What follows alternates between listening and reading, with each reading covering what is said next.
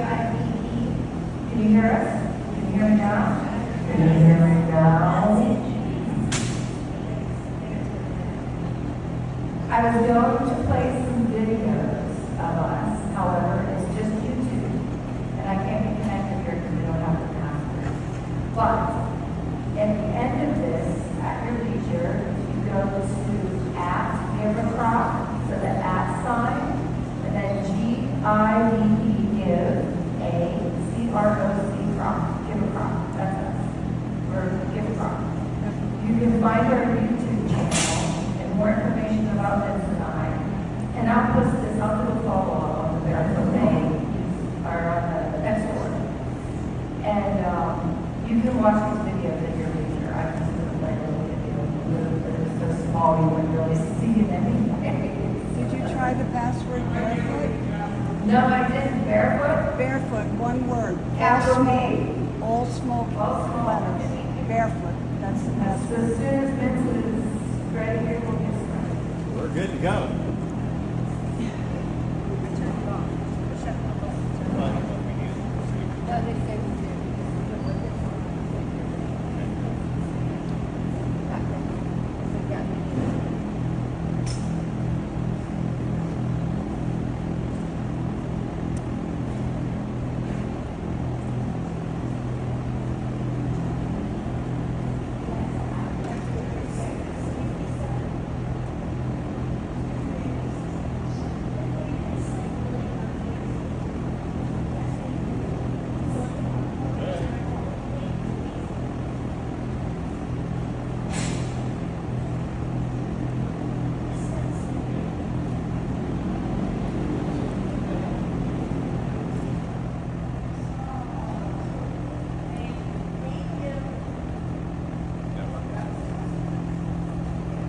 How about that one? I thought it Need a little air, right? We'll talk loud.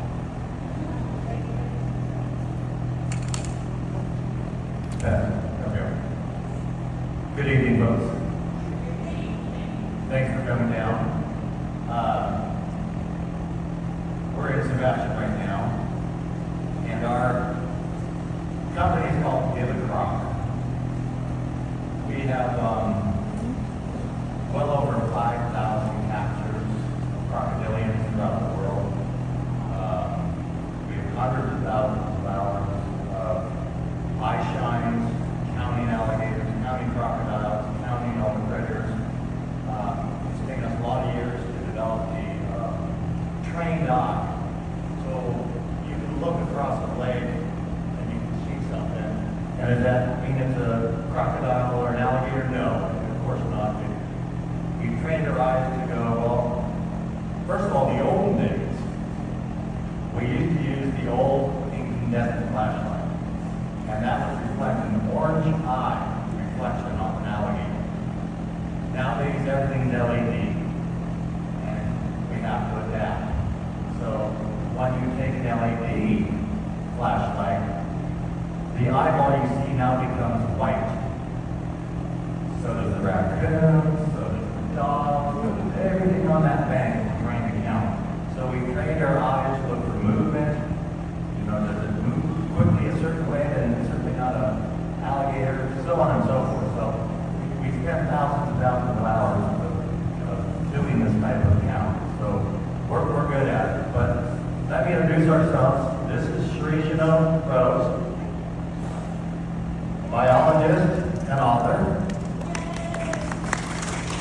Vincent Rose. I study behavior, and I've also written scientific papers as well with my wife. We opened up the first crocodile sanctuary in Central America in Belize in the year 2004. It's still continued to this day, being run by different generations. It's a nonprofit. People like Bridget Bardot helps fund it, and so it's a well-known organization, and we're proud that we founded it. But we moved on, and then the new generations took over, so that's all good. The reason we're here tonight is surely to give you education on if there's an alligator in the water,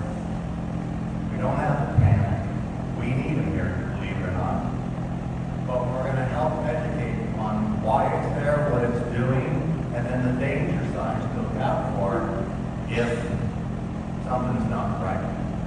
And then, of course, later tonight, we're going to run around with our flashlights and GPS, and we're going to document if you have any, where they are, the aggressiveness, if there's any nesting, if we come across a 16-foot Burmese python, we'll probably remove it for you. Not sure, but so Cherie, what would you like to say? Just thank you all for coming and please share the information with the fellow people. I know Florida will raise here because I'm a U.S. Navy officer, that if there's a body of water, there's an alligator in it. Okay. Yeah, pretty much a given. And there are other gators, yeah. Are we going to see them all? No. Are we going to see a few? I sure hope so. We will try to determine the length, the aggressiveness of the animal by its behavior. We're not going to harass them. We're not going to chase them. We're not going to hunt them. We're not going to kill them. We are not trappers. He is licensed as a trapper's assistant. It has to have the permission from the trapper, which has to come from you all first. So all we do is we eye shine. So if you see a little light, we try to be very careful. But if you see a light passing by your window tonight, don't freak out. There's not a bandit out there. It's probably us. We try to keep them low, but every now and again, if we get excited to see something, you might see it pass by your window. It'll be this one night only, unless we're requested to come back. And we're going to look for any gators. It's hatchling season for gators right now. If we do see a crocodilian, because there are 26 different species of crocodilians, there's only 16 true crocodiles, that if we see what we believe to be an alligator or an American crocodile, because believe it or not, the United States, Florida, the United States of America is the only place in the world right now that has alligators and crocodiles that coexist. The only place in the whole world where they live together and coexist. And they're very important in our ecosystem. So to get on with what you're going to see us do and what you expect as our results is after tonight's lecture, we're going to let you ask some questions, we're going to interact, it's no informal. Feel free to raise your hand and interrupt us. And then, like I said in the evening, we're going to go out and do this eye shine survey. He's going to maybe get in the water, and I'll watch his back. I don't know that part. But we're going to try to look under bush, rock, and culverts everywhere we can to get a thorough count of all your waterways here, your canals. We're going to just couple stuff at roadways and go glance up and down the canals and not block every canal because we don't want to disturb everybody unless there's a warrant for that. We're going to check the back lagoon or that back pond by the water and sewage plants. We're going to check the front ones across the side of the road. We're going to take a peek on the golf course. We'll get golf carts, so it won't be like free riding through there, but we'll walk around, take a look there. And in the end, we're going to give you a survey that's going to say what we saw, what we didn't see, and like you said, if we see invasive species, we will document that as well. If we run into one and he's aggressive, we're going to let you know.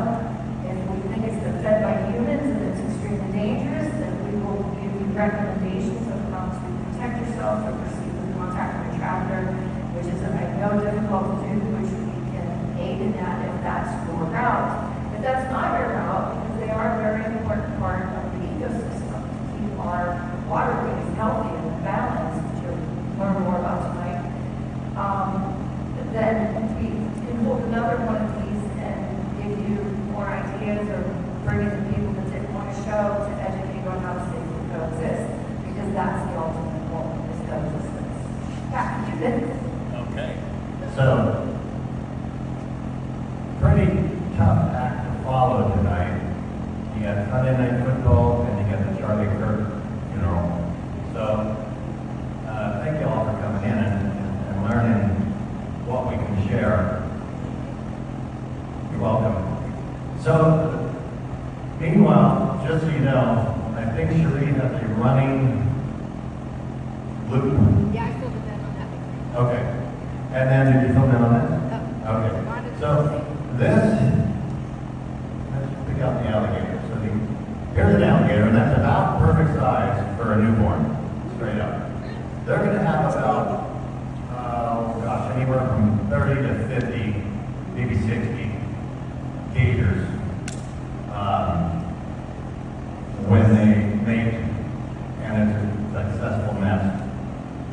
Now, Mother Nature takes over 80% of them, natural, fish, birds. So I know people think sometimes, oh my gosh, I just saw 30 babies, they're all going to grow up and they're going to run the country and they're going to eat it, but it's just not the case.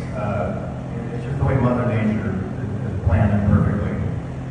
This guy's going to grow and be about as big as this guy if left alone.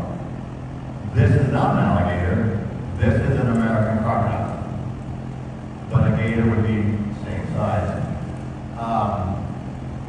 You might hear us tonight say crocodilian. They're all crocodilians. Alligators are crocodilian. A crocodile is a crocodilian. The false gavials, the caimans are all crocodilians.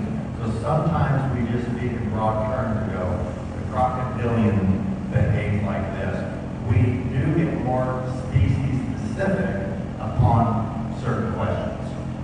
But just to keep the general aware, so for instance, all the crocodilians, so just to make sure I got that straight, you got brown bear, black bear, polar bear, they're all bears. Well, these are all crocodilians. An alligator is a crocodilian, not a crocodile. So, where was I headed with that? See? Well, let's see. Yeah, we captured him when he tried to eat you. Yeah. Yeah, that was fun. Nighttime. That was a fun night. So, what is important about this, all crocodilians? They have a developed cerebral cortex. They can plan, plot, think, remember. They are not dumb in any way, shape, or form. In fact, all they have to do all day, if they're not mating, then they're just going to sit and study their prey for their next meal. That's all they have to do in life. Hence why an alligator might see you walking your dog along the water's edge, and he's going to memorize every Tuesday at 8 o'clock in the morning, this young lady walks her little dog, and he memorizes it. And he puts it on a little alligator calendar. And he might take off, and he's looking back Tuesday, exactly 9 o'clock, and he's going to go, yep, guaranteed. Then he's going to say, all right, I'm not hungry yet. I'll come back in 2 Tuesdays from now. At this time, he's going to be under the water. He's already got a game plan.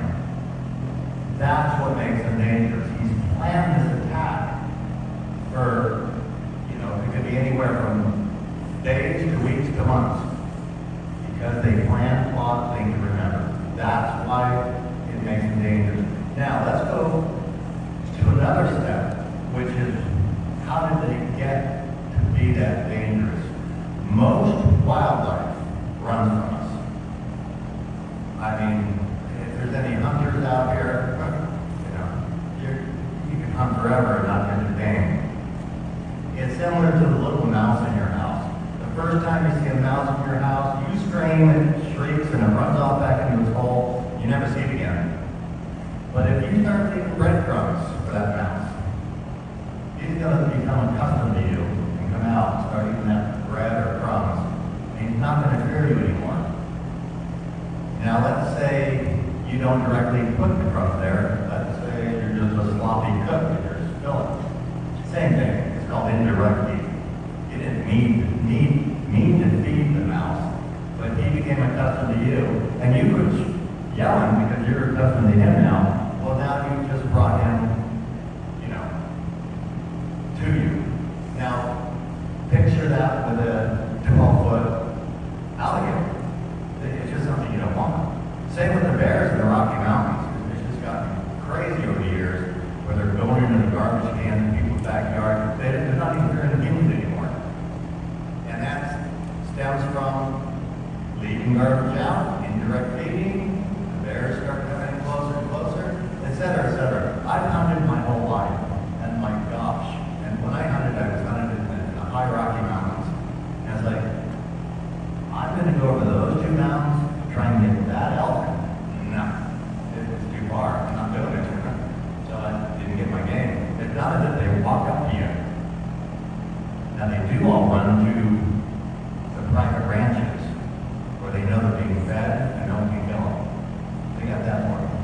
So, the dangers of an alligator. Obviously, the indirect feeding or direct feeding. And another example of indirect feeding could be you're cleaning your fish. You throw the fish traps in there. You're feeding the birds. You're feeding the ducks. You're feeding the ducks. That's all you're doing. Something so innocent. But the alligator's watching this.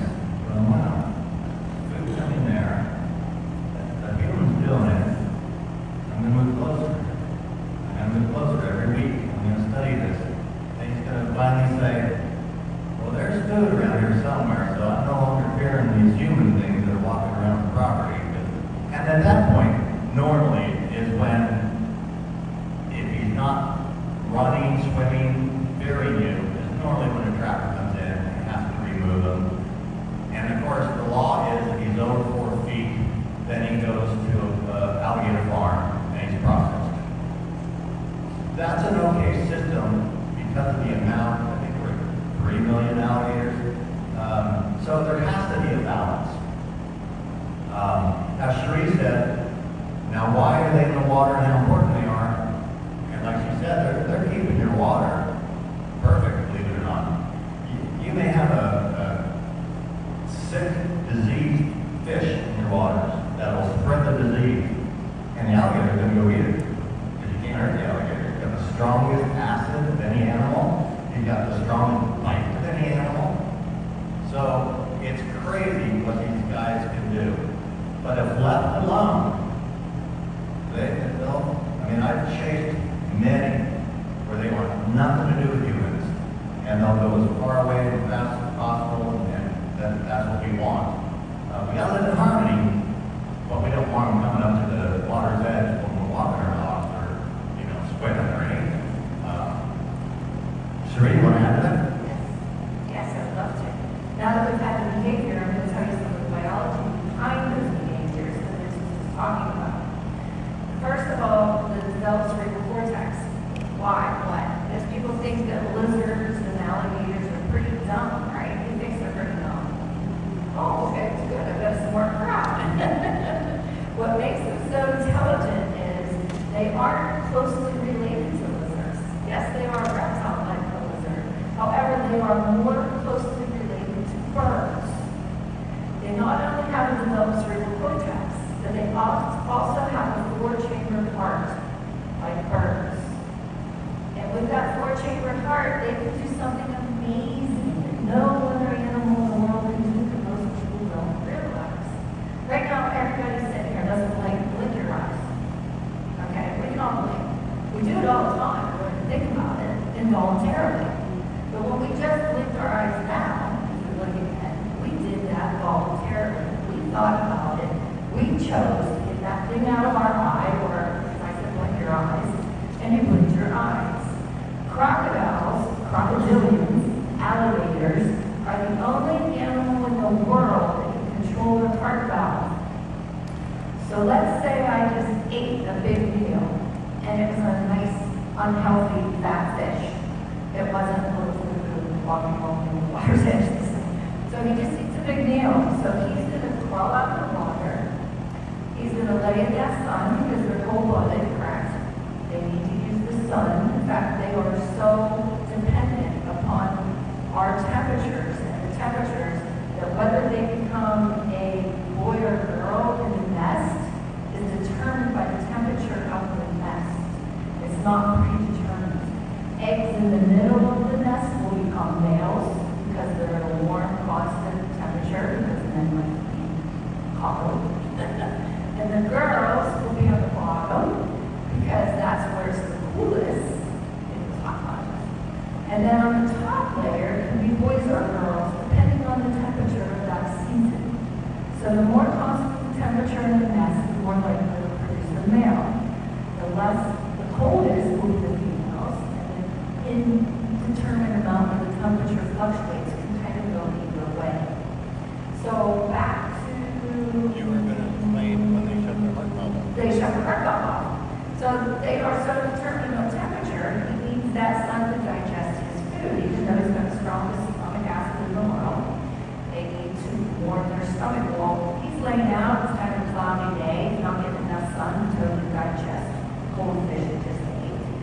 So they can actually shunt their heart valve and direct the blood flow of their heart to just their stomach or just their, their back where they're picking up the solar rays and their stomach to send that heat energy and all their oxygenated blood to their stomach to digest their food. Let's say I just got in a fight with another alligator and ripped my arm off. Oh my God, I couldn't believe it did that. I shut my heart valve. I stopped the blood flow to that arm. I don't believe that. How many people have been to Gatorland? Nobody's been to Gatorland? Just one? Okay, you go to Gatorland, you're going to see a lot of gators. I'm sorry, they do a wonderful job. I love them. The fam's awesome. Love the facility, and you can't help it when you're housing that many alligators. They're going to fight.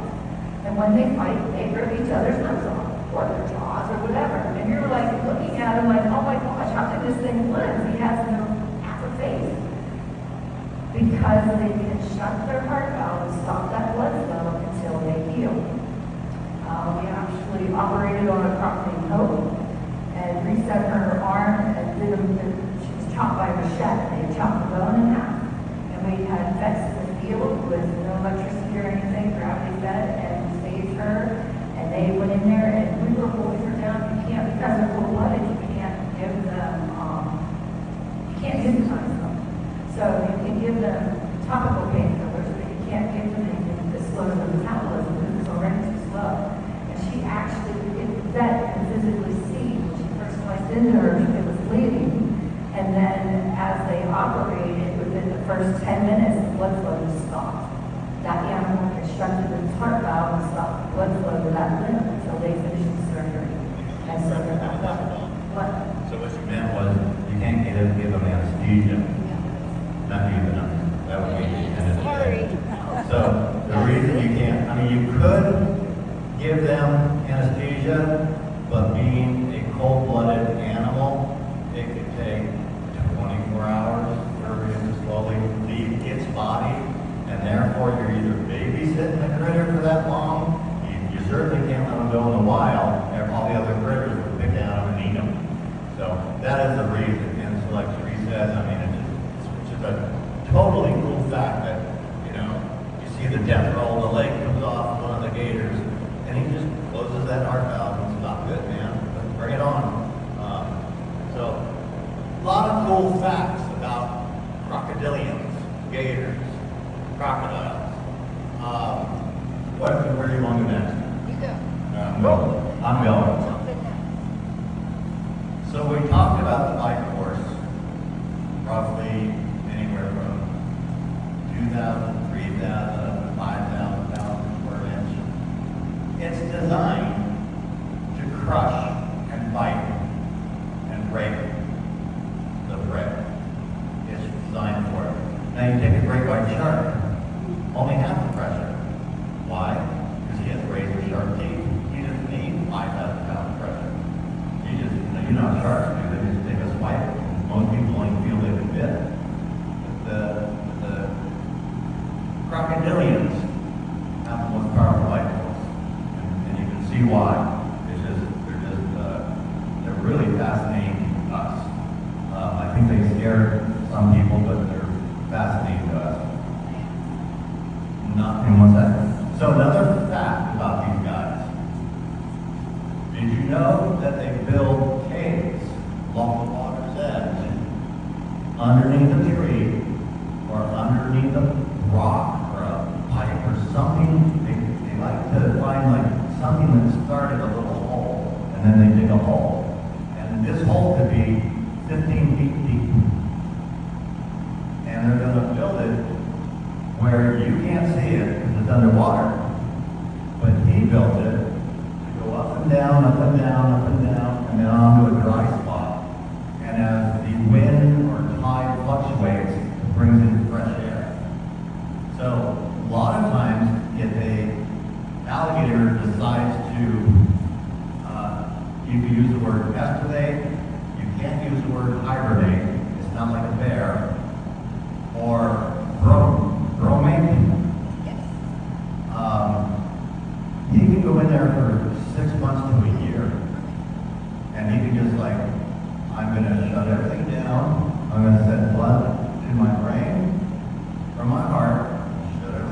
off and it's going to hang there for 6 months or a year. Why would he do that? Well, perhaps there's construction going on. Perhaps there's a dredge, or perhaps a house got built and he just doesn't know what to do, or he's not happy, he's uncomfortable, or the weather got too cold. He's got a belly full, he's good to go, he's going to go in there. So he can stay there for a year before he actually needs to come out and find food again. Why? He's not using anything. He's just sending blood back and forth to his brain so he doesn't, sleep for good. Pretty incredible fact. That's why in some of our findings, when we do our ice shine, we like to come back twice, just in case there's one of those buggers that's like, you've been hiding, I knew it. So we'll see what happens tonight, though. I don't think you've got too much going on your property. 1 or 2, I'm assuming, maybe 3. We're going to check some of the areas, some of the long canals. We'll just see what we find. Because it's such a developed area, I'm not anticipating too much, and you want to add 2. I will add to what you just said there. Another thing is you got to realize these guys can migrate like 100 miles in one day. They can swim that far. Now, gators typically don't do it as much as crocodiles do because crocodiles are more of a saltwater species. But I know that when Bob first called big 6-footer plus, I'm not sure how big it was, but you get a chance to spot him. He could have just been passing through. It depends on the season, whether they're looking for mates, whether they're looking to breed, and more of a nests. So a lot of them might breed with a female and then take off, disappear. They're coming from a lot of different directions. We've already scoped out a lot of your waterways, and I'm sure you know they're all connected for quite a ways. So, pretty big deal. They have to climb out back here. But back to his teeth real quick. Comparing him to a shark. Like a shark has continual teeth, rows of teeth, that when they lose one, the next one pops in. These guys are blessed in a different way.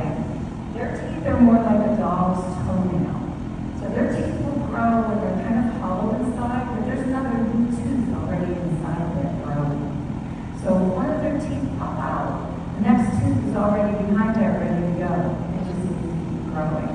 And they will actually shed their teeth as they get older. So like the sharks, their teeth do continue to grow throughout their whole life. And so they get extremely old. How old can these guys live? 100 years. I'm not sure the most documented. There's been 109-ish, I thought, in captivity. But they can live a long time. Like Vince said, when they're first born, typically gators and crocodiles are born about 10 to 12 inches. They will grow about 1 inch a year. Gators have a little bit slower growth rate, and it's all determined on the weather, right? Because they're cold-blooded. So they'll grow about 1 inch a year until they reach sexual maturity. What's sexual maturity? 6 feet, approximately, for most species. When they're approximately 6-7 feet, they will start laying viable eggs. Before that, when they lay eggs, girls lay eggs. And they go fertilize, maybe, but it's not going to work. They don't start laying eggs that are mature enough to receive the bird to make a baby crocodile or baby alligator until they're at least about 6 feet. So, hence, FWC has that 4-foot rule because they know those animals aren't reproducing. So, that's another reason why they're not too concerned when they're that small. So, when they get to sexual maturity, though, their growth rate slows as they get older, just like us. Metabolism slows, the growth rate slows. So then they start gaining weight, and that's when they start getting their girth. So now they're going to probably maybe only grow half a foot a year, but they're going to gain more weight. Now the alligators typically reach about 15, 16 feet. If they get bigger, all reptiles will continue to grow their entire life. The only thing stopping them is the size of the pond that they're in, their environment. That's the only thing that limits them. Crocodiles typically get up to 20 feet, up to 2,000 plus pounds. Gators typically grow 15, 16 feet, only about 800 pounds. To me, gators look bigger. They got a big head, big fat head. That's another difference. Who learned in school that gators have a round snout, crocodiles have a long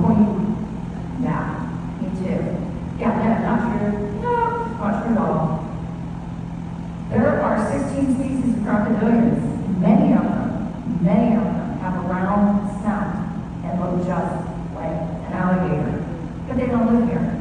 So that's why the United States we're talking about. Typically, this is Satan. He is Crocodilus acutus. He is an American crocodile. We did not kill him. We placed him, captured him, placed him in captivity. And at one point, somebody breached his captive environment, and they killed him. Long story, you can catch some of it on the internet. However, after we found that, we were already stateside, and we had people take care of him, preserve him, and pay FWC and all the proper sites and permits to get him sent here for us as a teaching aid. However, he is a beautiful animal, and you can see that same how they're closely related to birds. The pores bone structure, all the tiny pores. If you pick him up, don't let that young man in the baseball cap up here. Come on up here. Then you point him and say, the porousness does make him lighter. Now, mind you, there's a little piece of venom on the bottom, and it's just a thing, it doesn't weigh an ounce. How heavy is that?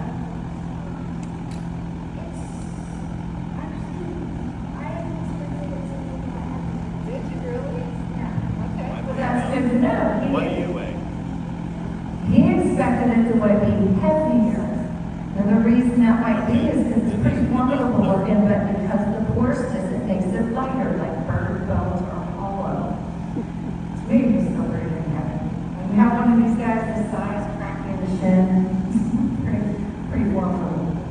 But I can see why you might think that, because the porousness does make it lighter. And I'm getting off track, back to you, because something said.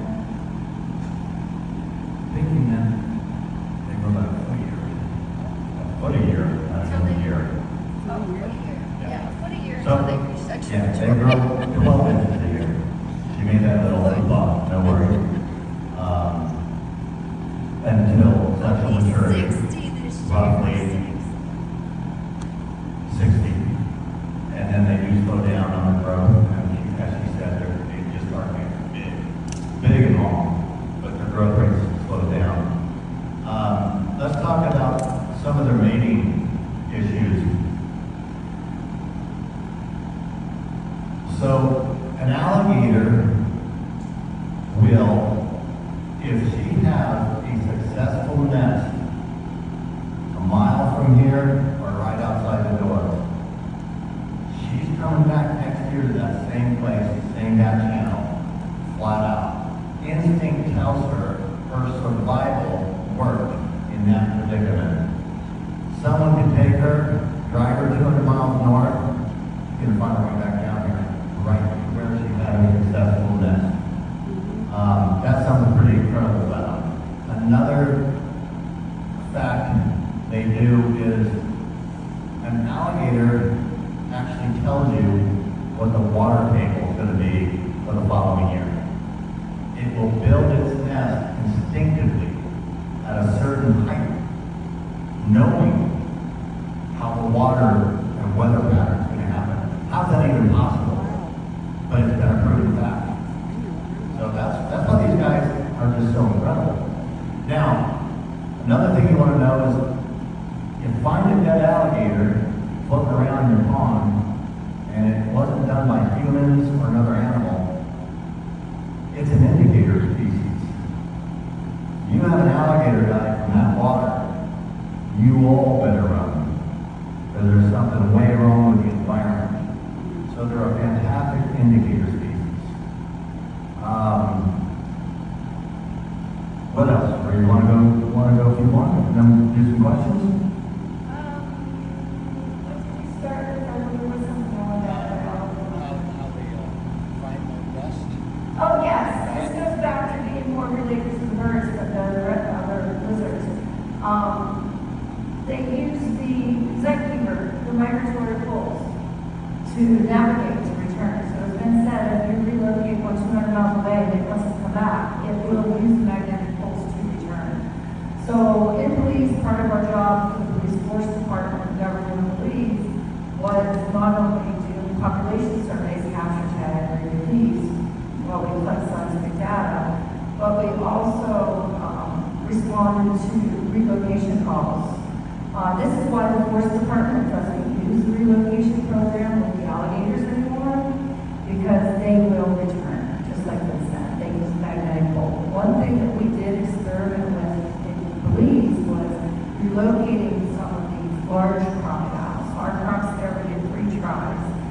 would, if they ate somebody's dog, we would capture them, we would tag them, we would relocate them.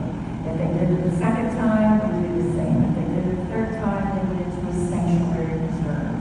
Not a zoo, not a small containment facility. They went into acreage of natural habitat that was secure that they could get out.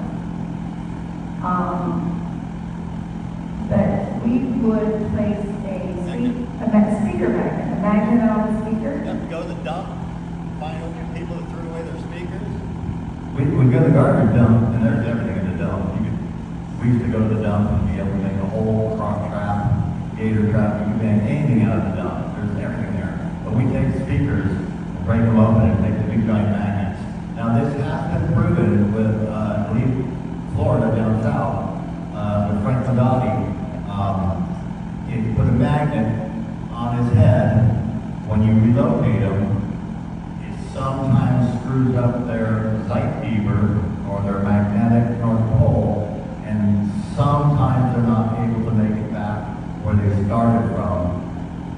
Not 100% success, but we've done it a couple of times and we've had success. So, you know, that's a pretty cool fact. Anyone have any questions? Well, I do. What? What's the difference between an alligator and a crocodile? Yeah. Okay, I'll go with that. So, first of Not all, just that, I started to go there and then I lost it. all crocodiles have on their fourth tooth shows when they close their mouth. All crocodiles will have that teeth on the outside showing. Where an alligator, when he closes his mouth, they come interlaced, and you can't see many of the teeth. Sometimes you'll see some of them, but you'll never see that fourth mandibar on either side. That's one reason.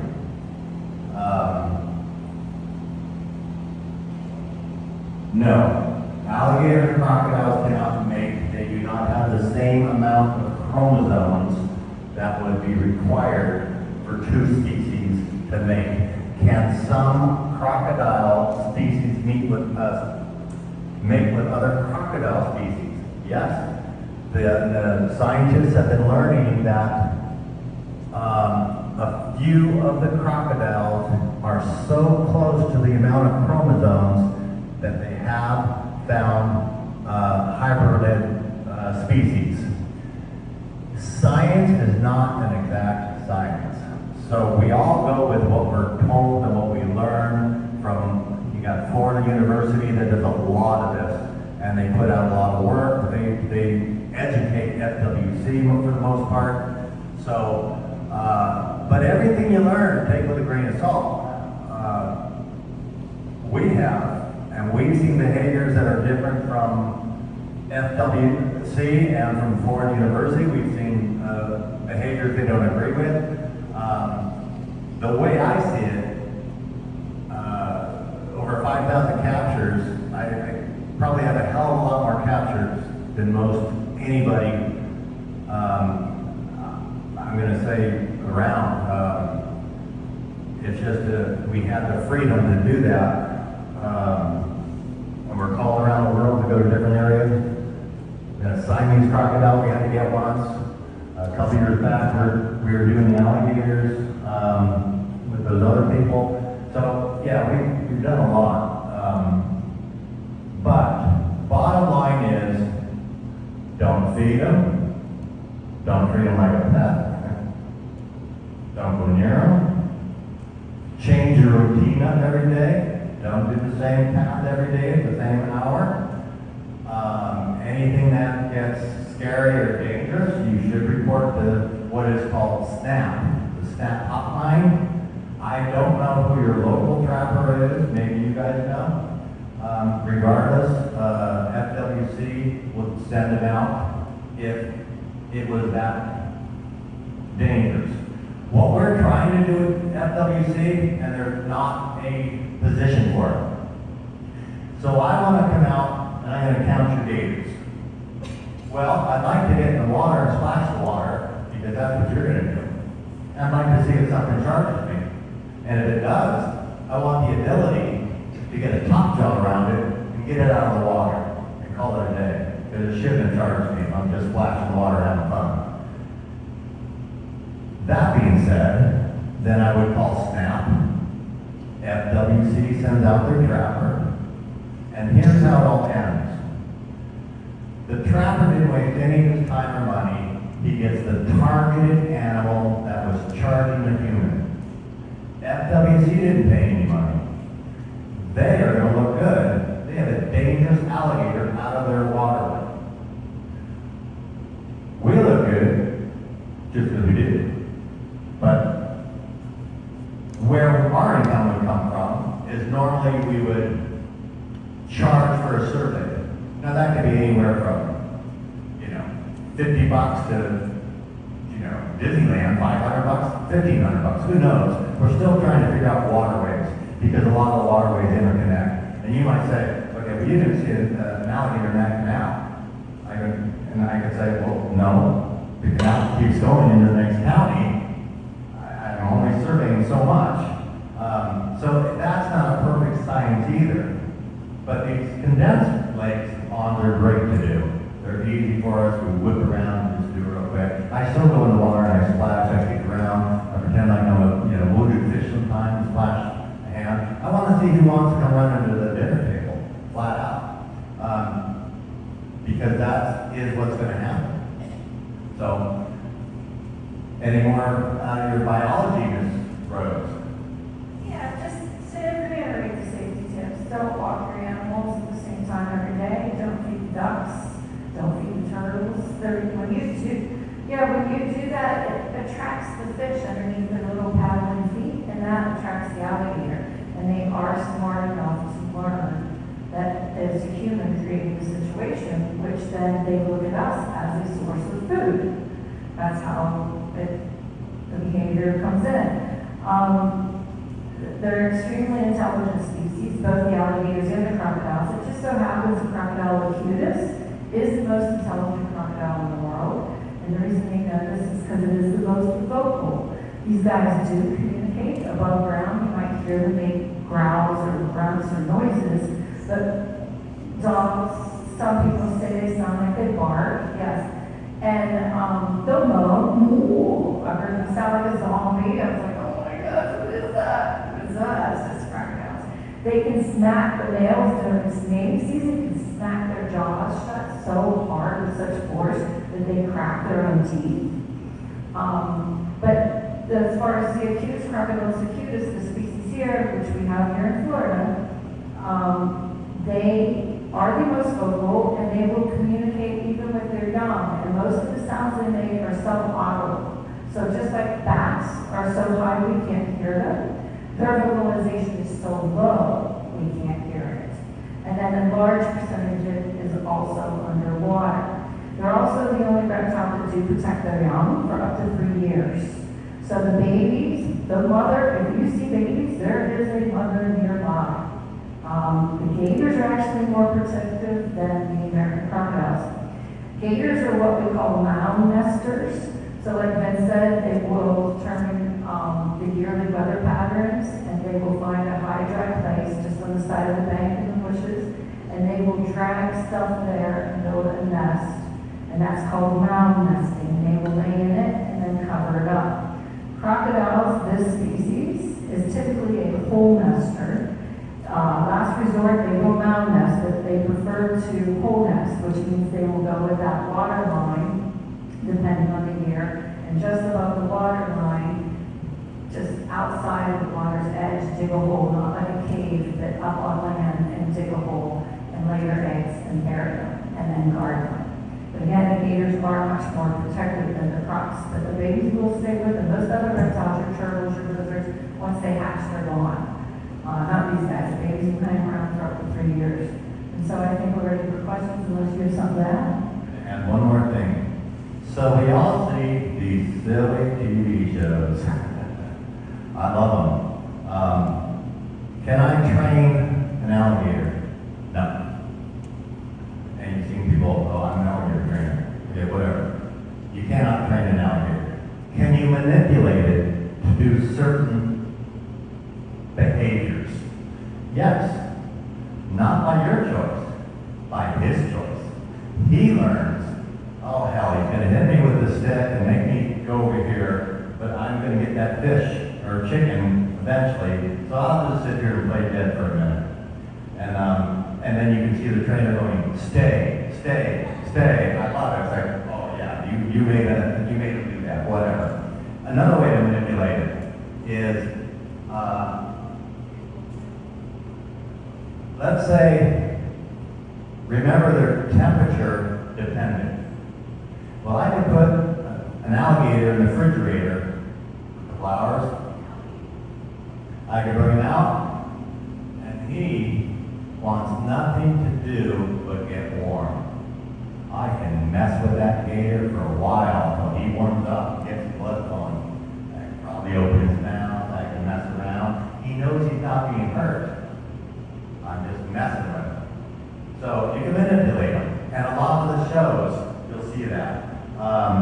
One of these shows, I see this guy, and I think we all know what we're talking about. So you're in the water, you're with the gator, and under the water, he's grabbing his gular valve right here, and he's holding on to it, and he's bringing it, face really close to the gator, and I can kiss the gator. You also notice he's in a wetsuit, which means he made the water really cold to stop the alligator's metabolism from going crazy. So yeah, you can manipulate any animal. As you've seen bears and tigers at the circus, you've also seen them eat the people. And that will happen with a lot of these trainers. I wish them luck. I just wish they're confusing the public by saying they can train them. They're just manipulating their behavior with certain tactics. So now we're going to do questions, but Cherie's got one more thing. What do I do if one gets a hold of me? What if I'm getting away and I slip the ball and he's got my leg or he's got my arm or whatever? Yeah, poke him in the eyes, beat on his head. I had a little baby this size on my finger for a half hour one time before we could get his jaws open. And I did it intentionally. I wanted to see what it was like to get bit by that. So I said, my finger, what did he do? They broke my finger. That's what he do. It was purple, it was crushed, it was bleeding, and it took half hour to get lost. So what do? Get the guy that gets you, you fight. But two very important things is you grab a hold of the animal and you hold on. And any chance that they're going to start death rolling, you grab your air on your way up and you hold it on your way down. They can stay with that animal. You grab every things around and hold on until somebody comes and can help you. As you're beating on it, poking it in the eyes.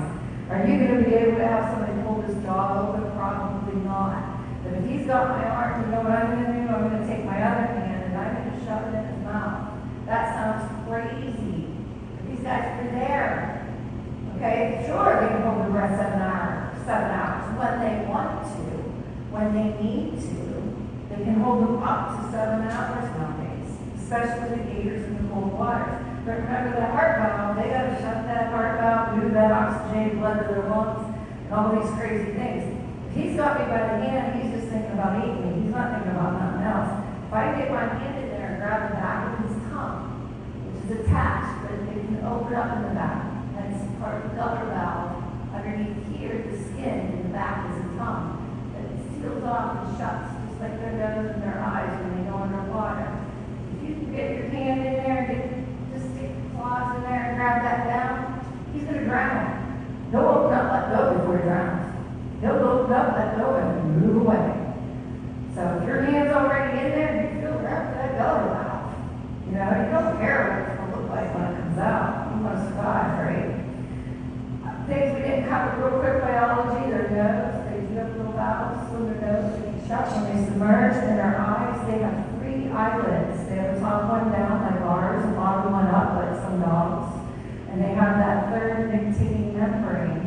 It moves from the center to the outside when they submerge themselves, and it acts just like a scuba goggle.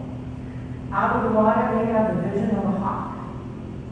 They can see, they can smell, and they can detect vibrations. If you see bottom of their jaws. Never got to look at a live animal up close. You see all those little polka dots. Alligators have one on their jaw. Crocodiles have one on their jaw and on their bellies.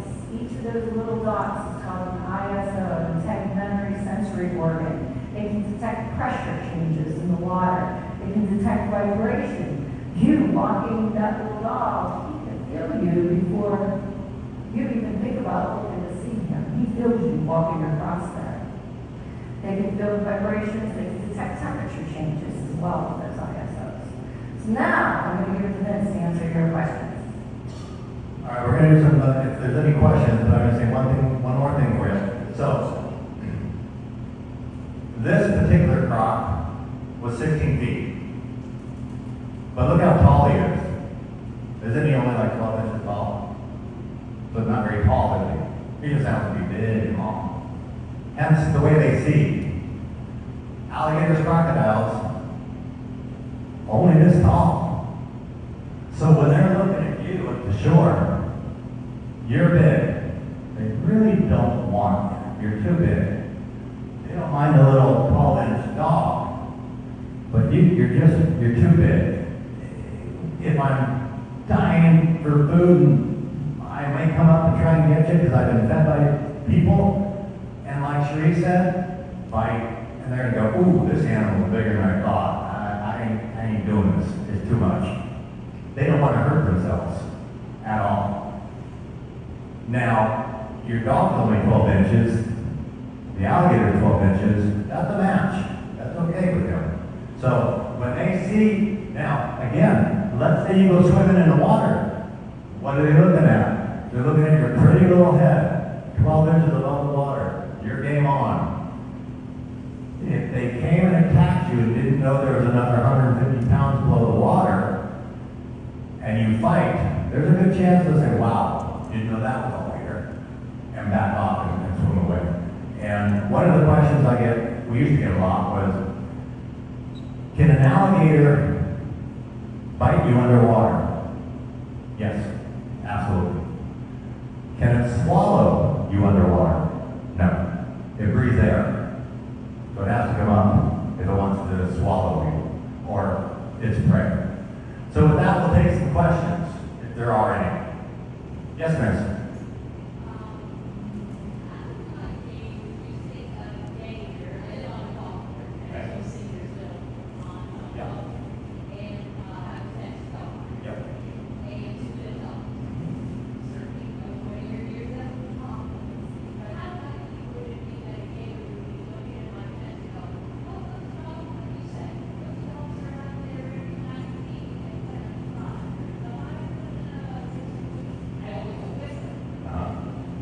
So, the young lady here is asking, she's got a couple of dogs at the fence yard, she's on the golf course.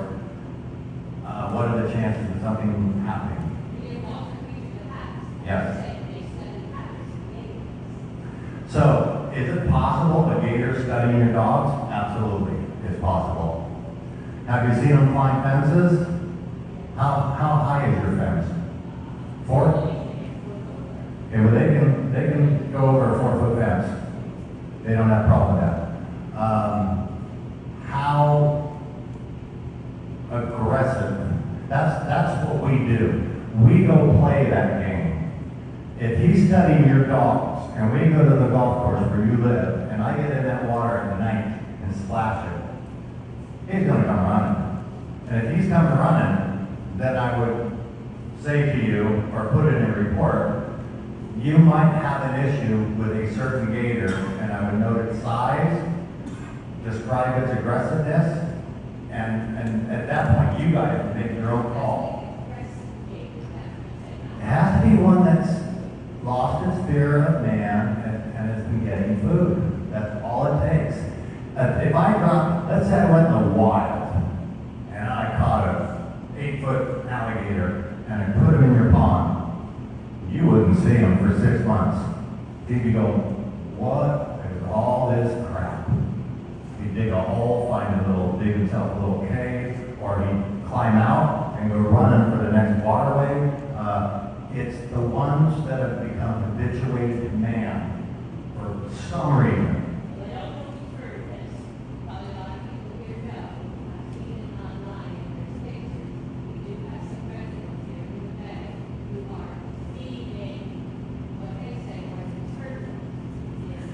Right, okay. Yeah. So that's the indirect feeding.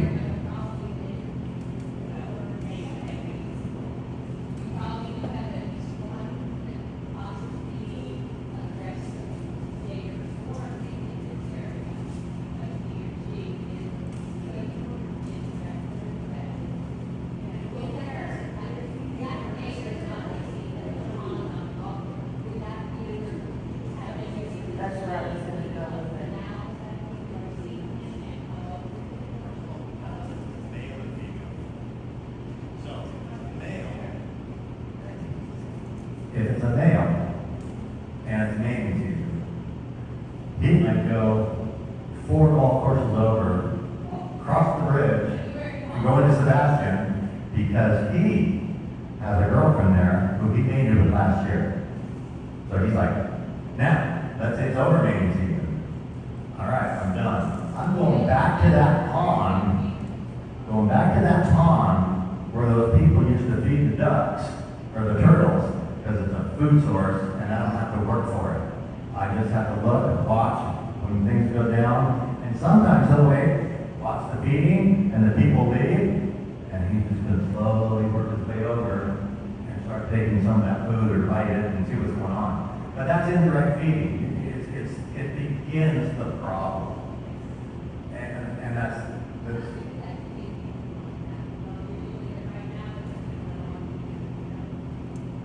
how can you educate someone like that? That is a question for y'all. Well, the question was she has a couple of dogs and a 4-foot fence, and she's on the golf course. But apparently, rumor has it, someone's feeding ducks or turtles.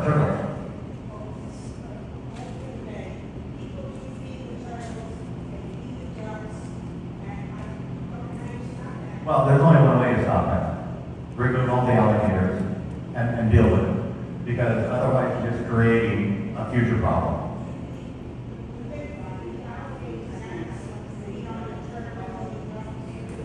An alligator will eat anything he needs to eat when he's hungry. He'll eat a turtle, he'll eat a duck, but if there's food just floating there and I don't have to waste all my energy to get it, it's a no-brainer. And then I'm watching the system, I'm watching the human drop the food, and I just keep coming closer and closer and closer. And then let's say she stops feeding. If for some reason he or she may stop feeding. Well, I'm going to just keep swimming around the whole pond until I find someone who is feeding. And if no one's feeding, I'm going to start looking at things on shore because it was such a good food source. It's just a progressive thing that I don't know if you can educate that. I have someone in my neighborhood, and especially this happened along the Rocky Mountains, the bird feeders. Well, what did that do? That brought the bears. But I'm just feeding a bird. Well, it brought the bears. So, can you educate? You can educate. Will they learn? Flip of the coin. I just want to add to it, and I will, with my report, address this in a write-up for those people that choose to read it, and that's the other trouble too. If they don't attend, they don't learn, they don't want to learn, and then what can you do is hard. But in the state of Florida, it is illegal to feed any protected wildlife, totally illegal, whether it's a bird or whatever. If it's a protected animal in the state of Florida, it is illegal to feed it. Personally, I don't even feed hummingbirds. People feed hummingbirds, they're beautiful. First of all, I don't get it because they get very aggressive and they got this beak about an inch long and they can fly really fast and they dodge your head and try to poke you in the eye. But they're cute. But what happens when you go on vacation and that little feeder runs out and he's dependent on it? I mean, their little metabolism is so fast that they can die within like 24 hours if they don't get their food from their food source. And if they're feeding white bread, that is not nutrition for a bird. In fact, white bread is not even good for human beings. Don't even get me started on that. But that is not bird food. And so, feeding the birds, and the turtles especially, whatever they're feeding the turtles, if it's not turtle pellets, turtle food, what they're actually doing is when they feed the turtle, what do you think gators eat? They eat turtles. So when they're feeding the turtles and all the turtles are congregating in one place, those gators are having a little smorgasbord underneath them, and you're not even saying, whoa, it's turtle feeding time. And then when the turtles run out, oh, it's human feeding time. So it's just common sense. And I don't get it. And some people may not. And all we can do is just keep trying. Yes, ma'am, question. Here, let me hold the mic for you so everybody can hear. Maybe it's more of a comment.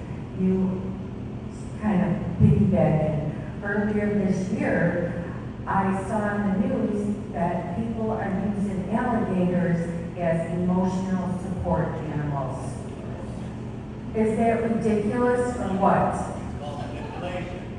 Yeah. That's called manipulating the government and the airlines to get your pet gator back to Florida.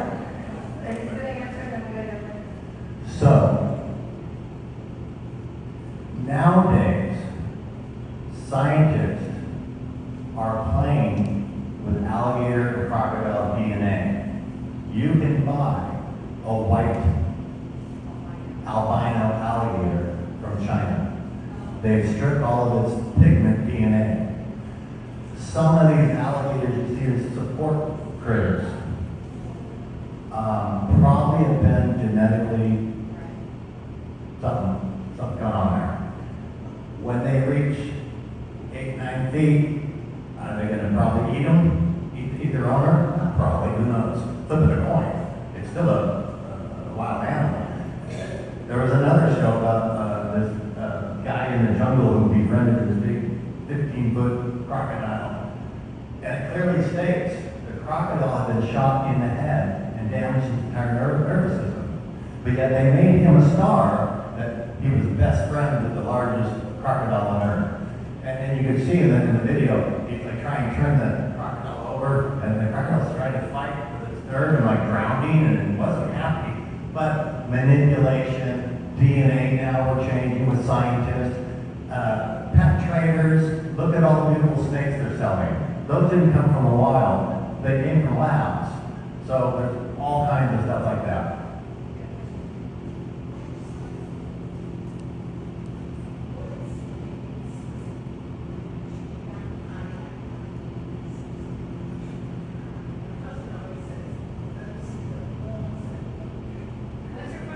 The mating season is the question. Are they going to be more aggressive? Are they going to be more dangerous? Well, for the most part, yes.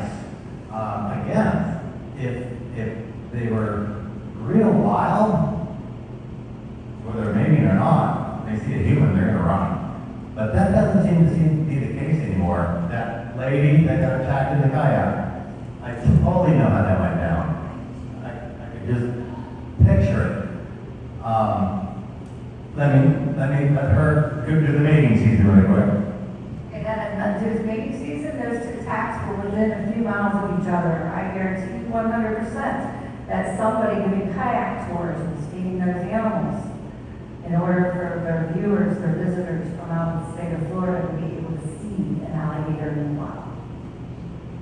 And obviously, FWC did not get the first gator. It wasn't the right gator. They took one out, right? And obviously it wasn't the one that caused trouble. I'm going to come back here to our host, Bob. Everybody give Bob a big hand. Woo!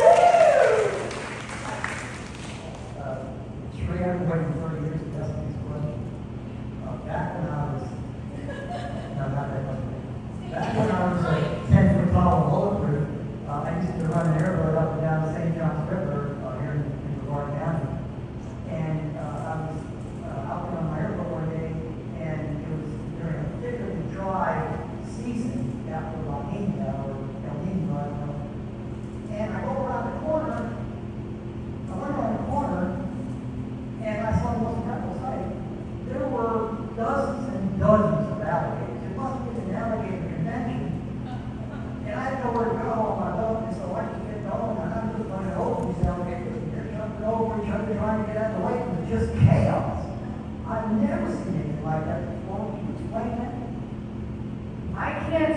explain it, but when there's a group of gators, it is called a congregation. It's like we're close. Yes, it is a congregation of alligators, just like a murder of crows. Vince, do you have any ideas why they would be congregating in that large quantity in that particular vicinity? I know snakes do it.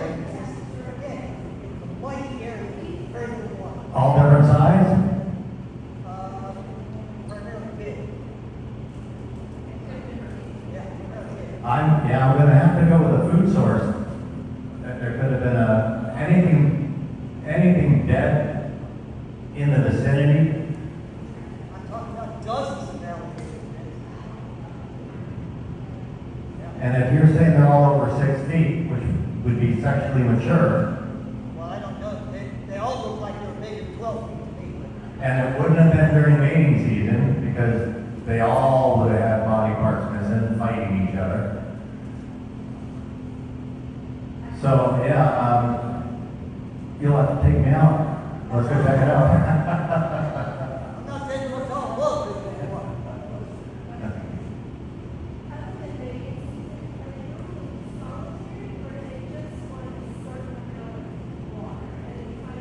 Are they solitary outside of mating season? Yes, but no. Again, a male's gonna go run around the neighborhood, flat out. A female's gonna kind of say, I'm kind of okay here, I think I'll just hang here, I don't think he can go anywhere. It all depends on if there's a food source, a healthy, equal environment for them to live in. If you think your pond's healthy and they don't think it is, they left. And you go, why did they leave? What happened to them? Well, they left because they said something they didn't want. So the question is kind of tough to answer. For the most part, they like to have their room. For the most part. Will two females tolerate each other in a small pond like this? They will until mating season. At mating season, they're going to fight and say, no, I get to mate here, not you. Get out of here, get out of here. At the end of the day, they may settle with battle wounds and go, all right, you mate over there, I'm going to mate over here, but don't come near me. You know, we've confined them all with all of our development. So, as Robert said, very unusual. Have I ever eye shined and seen 20 alligators at once? Never. Have I seen them every, say, 100 feet? Yes. But one, then 100 feet, 2, 100 feet, 3. But they're in like a canal. They don't have the freedom to swim across the lake or get out of the way. So I can count them and go, oh, there's 3 right there. But they're separated. Are 2 males going to hang out like buddies? No. Now, remember, they'll, until sexual maturity, before sexual maturity, they'll hang out. Because it's the sexual maturity that changes them into hunters and mating.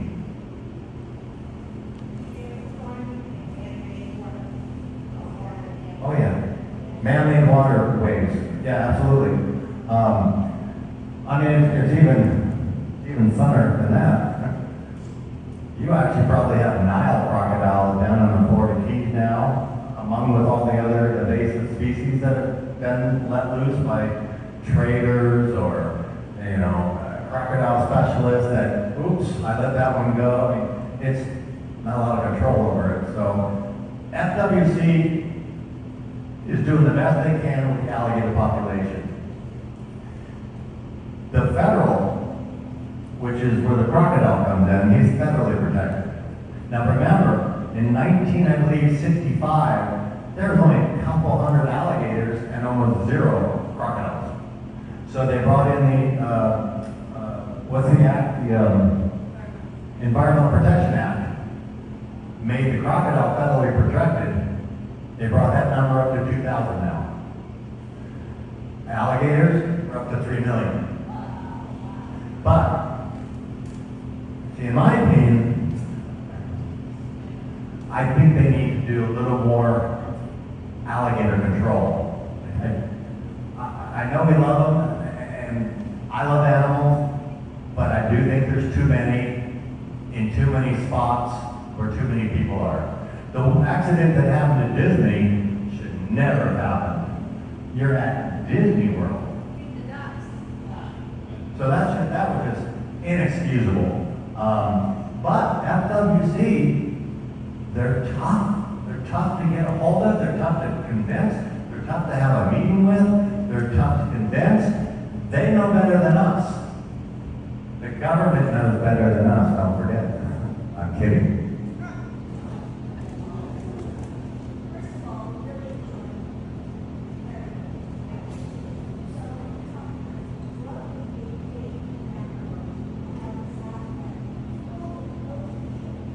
Okay, what makes an alligator come out in the open field? The alligator, remember, they have to rely on temperature. If it's a cold night, he's coming out on land, he's going to open his big mouth, and he's going to sit there. And what is he doing? He's panting like a dog. That's not aggression. He has to pant. And he just opens his mouth and just pants to get his body warmed up. And or to extreme heat. Same way. So if he gets too hot, he pants. If it's too cold, he's got to get on land. He's got to get warm. He may go from here, what is that, the bar over there? He may walk from here to the bar just going, I didn't see any food in that pond last night. Let's check this one out. He has no connection to it. If he's not getting a food source, he doesn't have to stay there. If he never made it there, or she made it there, she doesn't have to stay there. And we've all been taught, leave them alone, back away. So they are being a little more brave than walking across golf courses. Cool to see, but like I said, as a hunter, true wild animals run from you. It's instinctive in their blood. Ever since we started, hunting and begun. So even to see an alligator walk across the golf course while there's golfers, he's going to be trouble. Straight up, flat out, at some point. We have one more question on my way back here. I do want to address the communal nesting. I've only ever documented communal nesting once in Everest Key with not gators, but with the American crocodile. And it was a situation where the development had destroyed a nesting area. And in that one instance, we found a communal nesting area of about 6 nest sites. Otherwise, they're pretty spread out. Gators like living in ponds and lakes, so why do they end up in the ocean? Oh, good question. Actually, the gators cannot stay there for very long. They're probably chased there for one reason or another, or they kind of just wandered off and got lost, so to speak, and was searching around and like, oh, okay, I can do the salt water, now I can turn around and go back. They will turn around and go back. The gator cannot survive in the ocean. Ceocutus can. There's 16 true crocodilians, or true crocodiles in the crocodilian family. You got the alligator coides, and the alligatoides are your alligators and your caiman. You have 16 true crocodiles, and then you have your false gabiel and your true gabiel, which have a very long pointy nose in Indonesia. And this Ceocutus, your Nile crocodile, and your saltwater crocodile from Australia are the only 3 species that can tolerate saltwater. They actually have a specialized gland on their tongue that acts like a desalinator. They don't need fresh water at all. They can desalinate their own salt water and create their own fresh water for survival. Gators cannot, so they will return back to. 9 chances out of 10, you see them in the ocean, it's going to be most likely a croc and alligator, so you look for that 4th tooth sticking out. Will they will go out there? Yeah, but they will either die and perish or they will return to fresh water. Wrap it up. Any more questions? One more. Deter a gator. Bright lights deter a gator. Vince, that's a good one for you. You shine lights on them all the time. Input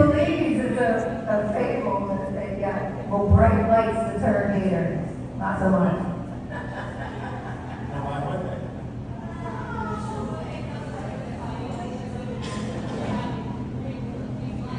Now, with the thousands of crocodiles I captured, were they learning my voice, my smell, and my flashlight?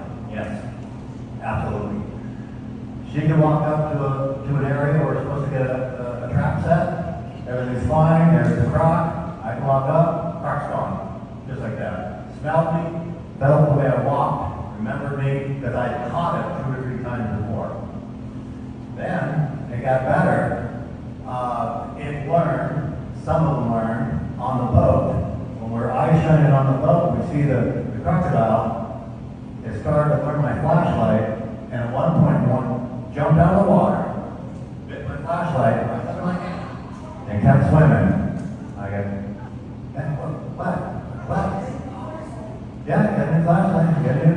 But I have a lot of tricks up my sleeve when it comes to trapping. Well, supposedly, I'm trying. I think I have devised cerebral cortex, I don't know. Any more questions? What, miss? When is mating season? It just ended for the hatchling, so the hatchlings just hatched.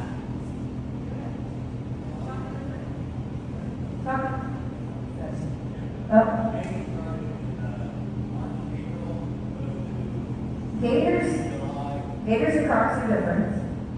The gators will start mating in Easter time, and they will start laying their eggs in about June, July, and they gestate for about 60 days, give or take, 60, 68, depending on the weather, because they're cold-blooded.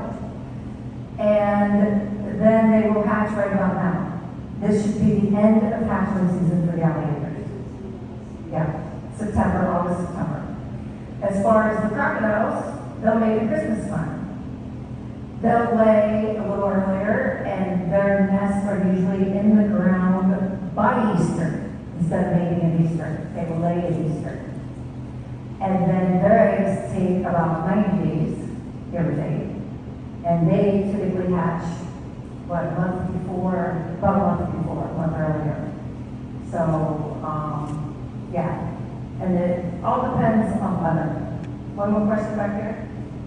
I didn't mean to take my phone back there. Yeah, I have a question for you about our pier in Rex Water. Last year, my grandson was sitting on the beach. It's a beach, like I said, the pier. And he was just at night, he's taking pictures. He's seen a red spot, and he blew it up, and blew it up, and blew it up. There was 2 red spots. And they were directly in front of him. He just had a point of way, But I knew that probably was an alligator or a crocodile. And one of the key factors, because he took a camera and took a picture like that, the whole key to this eyesight that we do is you must be behind the flashlight looking directly at it. If I see an alligator right now through camera, no way. Nothing to the flashlight again. You got to be right behind him, look right in the eye, Reflectiveness headed back to you. And then you got to make a decision on, does it have a hint of orange? Is it 3 inches apart? Is it so small that it's probably a baby? And that's 7 footer. So, yeah, not good to see when you get home and pull up the camera and look at the pictures. That's kind of funny. Crocs or Gator? Well,